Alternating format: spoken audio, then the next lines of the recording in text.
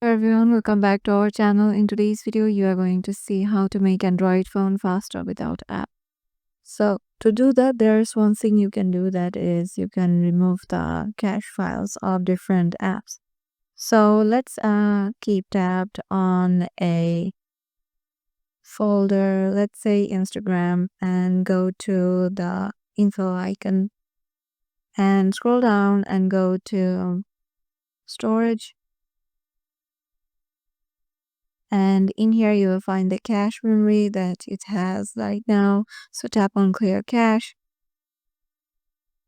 and it has cleared the unwanted storage. So you have to do it for one by one for each apps so that you can clear your phone's cache files, and as your phone will get faster.